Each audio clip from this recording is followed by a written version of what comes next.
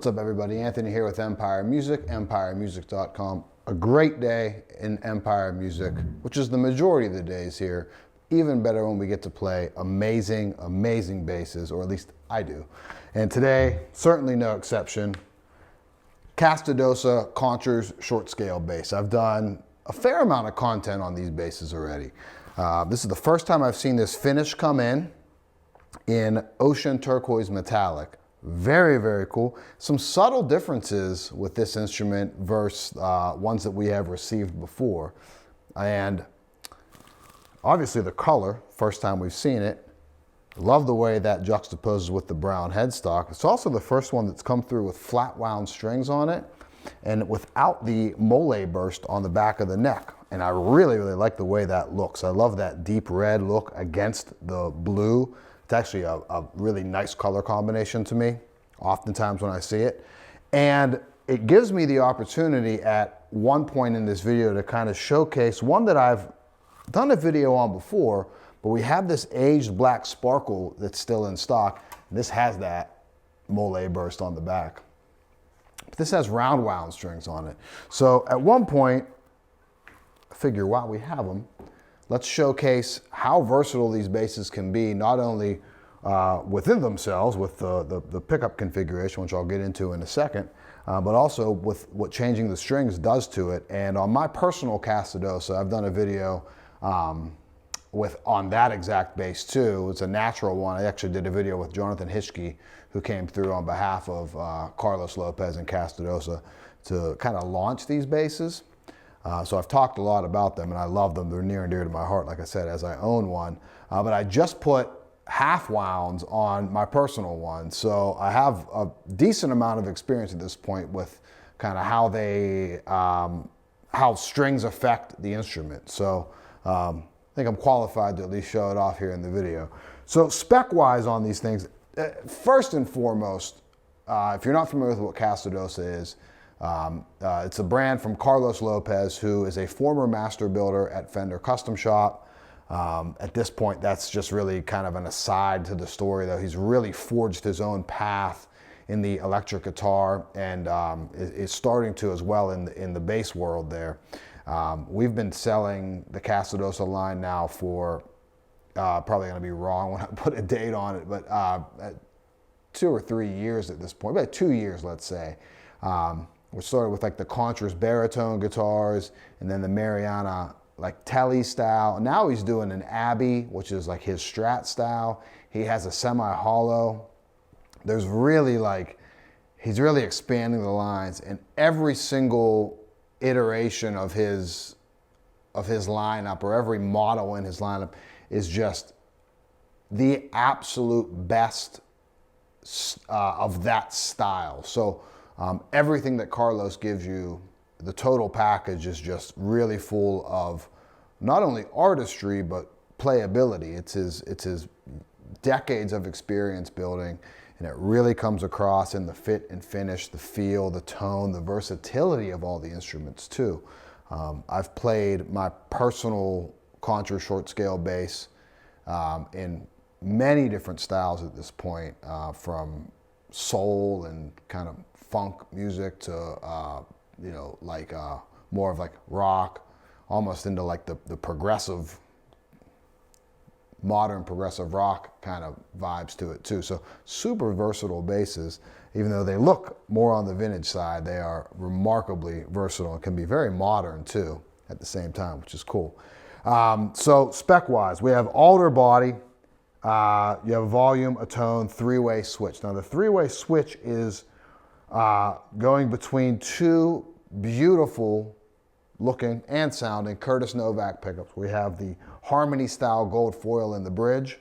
We have the Guild Bisonic style in the neck. Very different too. They complement each other very, very well. We'll get into some of the tones of it.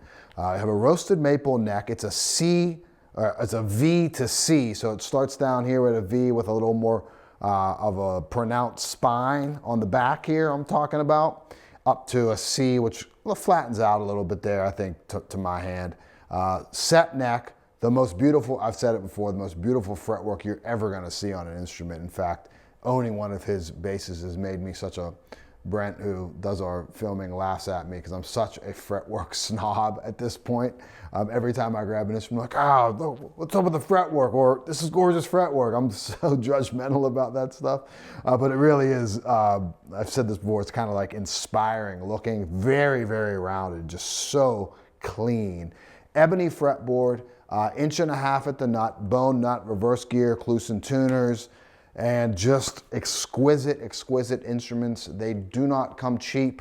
I know there's a lot of talk out there on the price on these instruments, and I think they are valued perfectly because you really, really do have just as perfect and well-made of an instrument as you possibly can have. Obviously, there's going to be things that look a little bit more boutique out there, I guess, for lack of a better term, with exotic tops and all that. We won't say any manufacturers, but one begins with the letter F, and others begin with the two I could think of begin with the letter S, but we won't get into that. The price is actually like pretty much on par with that stuff. This just has a different kind of stylistic look to it. So tonally, neck pickup, so really we're talking about 3 distinct different sounds here. A lot of the way we would talk about a jazz bass, where you have the neck pickup sound, the bridge pickup sound, and the combination of the two. 3 distinctly different tones, however, very different than a jazz bass. Other than one position, is shockingly similar to a jazz bass. So we go, kind of my most used position in a recording environment is this front pickup. Just this bisonic. I love how big, it's thick, it just really, really sits in a mix the same way that a P bass does, but in a different way than a P bass does, if that makes any sense. Probably doesn't.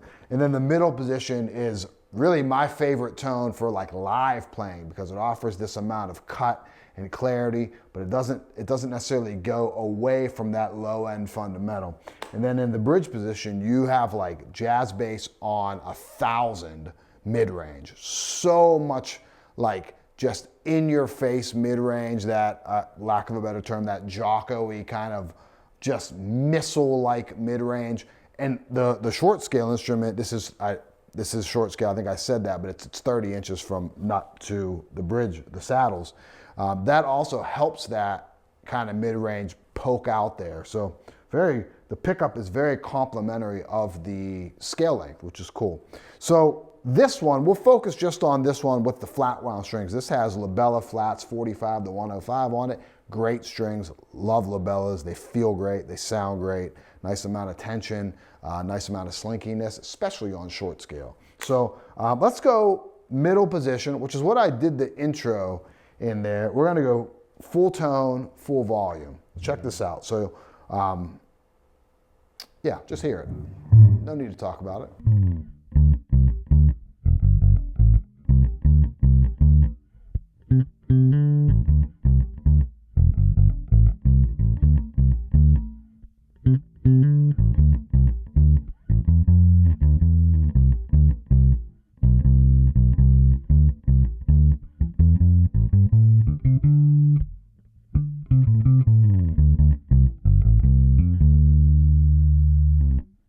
Big, but there's also this top end to that note. Check it out again. Listen to that. Like, really, it gives you the best of both worlds there.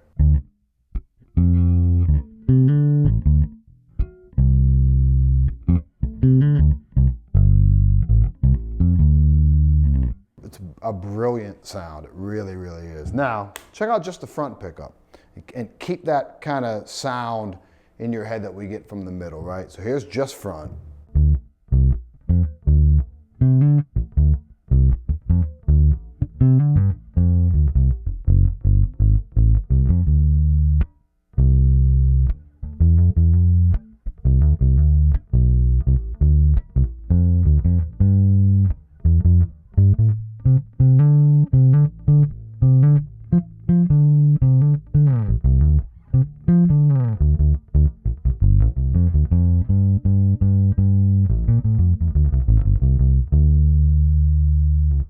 It is so, again, supportive. It's almost in the best way possible, like flat just so like, it's very woody. It has that P bass character to it, but really its own thing. And then check that out. So I'm gonna go from this neck to the middle position, which will be both pickups.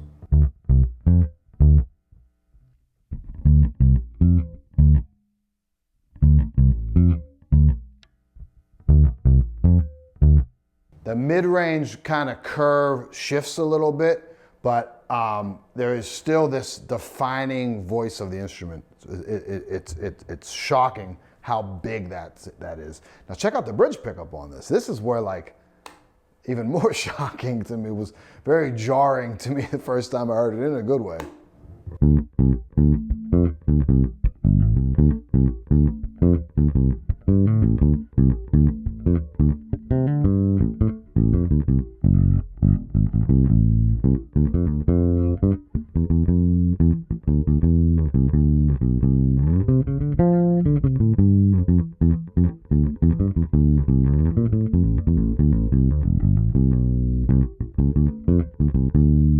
And of course, I'm bringing my hand back there to accentuate it, but even if I play up here,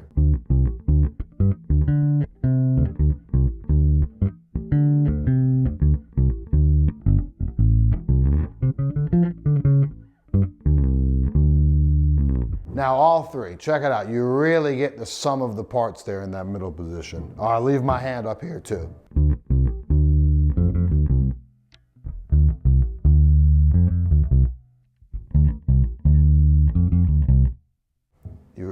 You hear both characters so well in that middle position, which is why it is such a valuable tone to have.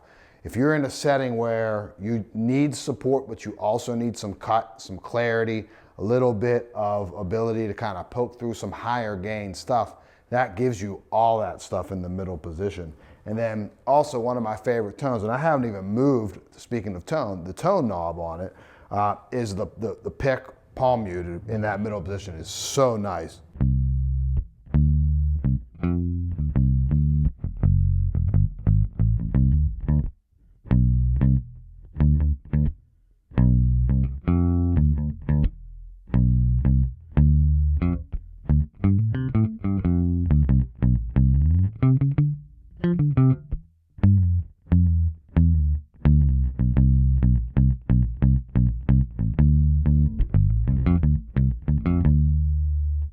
So cool.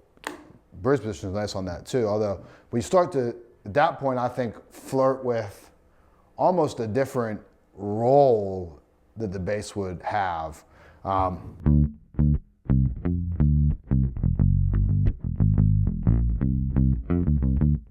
It really is like, to me, how I think of that, it's personal opinion, so if somebody's out there and I think I'm wrong, just fine.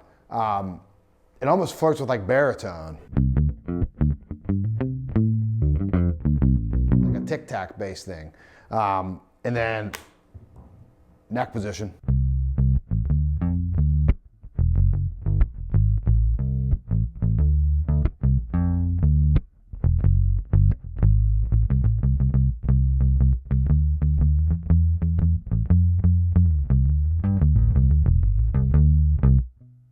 Super cool. Now, let's check that out with a little bit of overdrive. I have an Earthquaker Devices Blooms down here, which has really become one of my go-to overdrive pedals. It's like now a staple on my pedal board for really anything I do.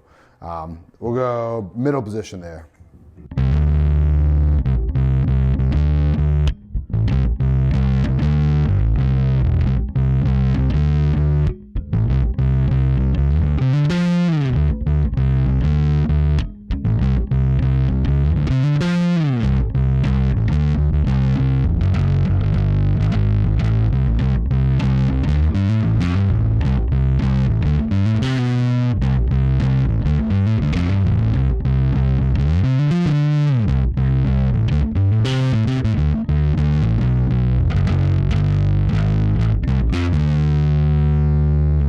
And we'll go into the neck.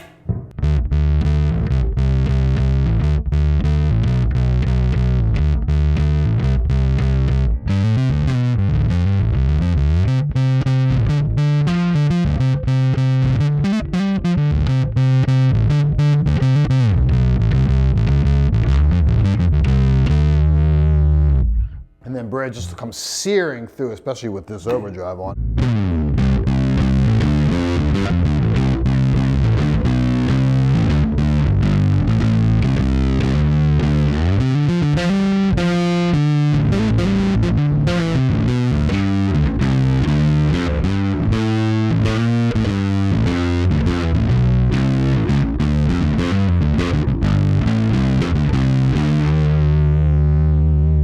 Love the way that bridge pickup allows you to almost become like a lead instrument too. Very, very cool.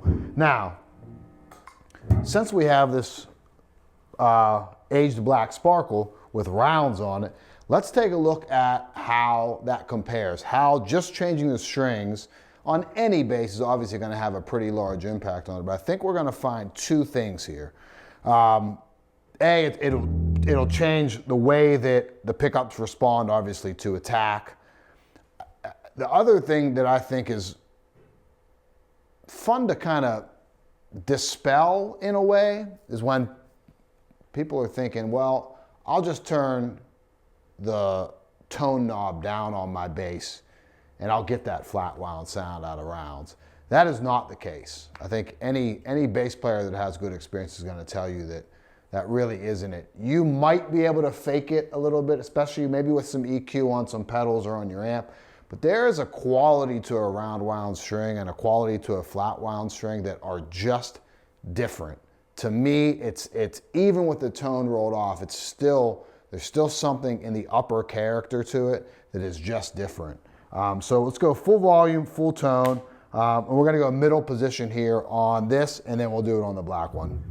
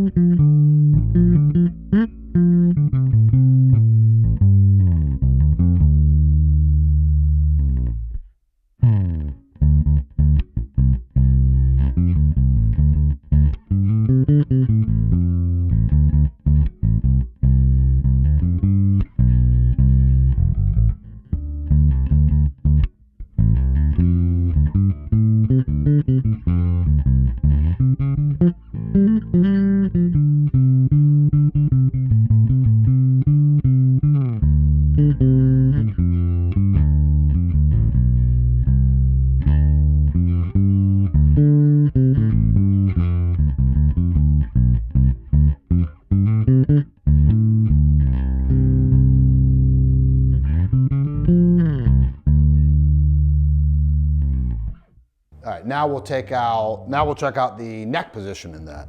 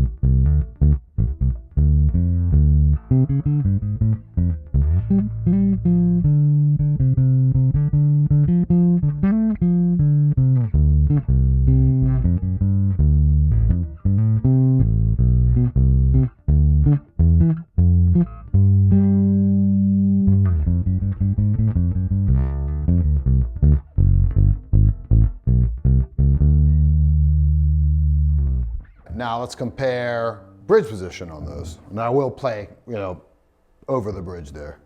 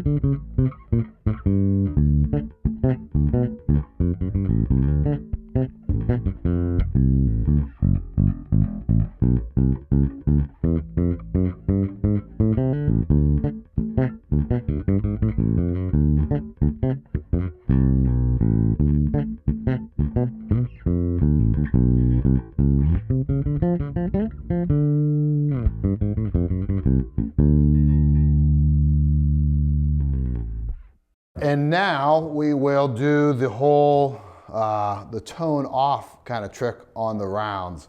Actually, we'll roll a little tone off on the flats as well. So we'll take the tone on the flats down. Well, here's 100. Let's go middle position.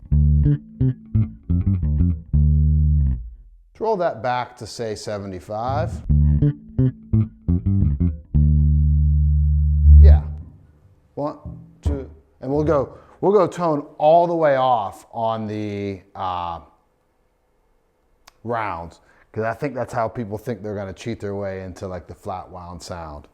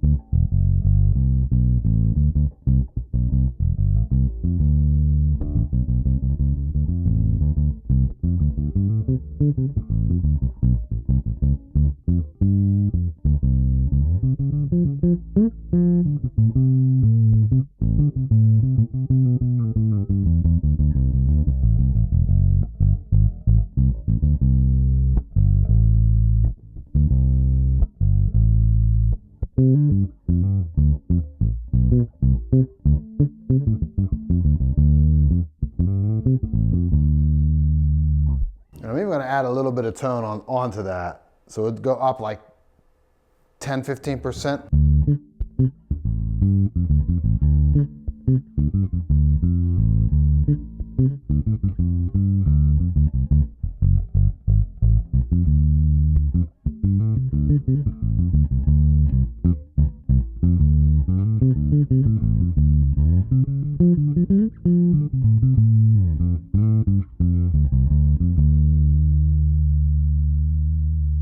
And one more time, flats on the regular flats, or not a regular flat, the flats, not the rounds.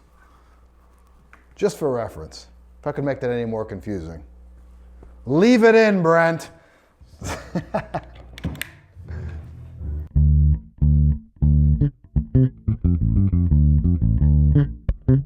Roll tone back on that all the way.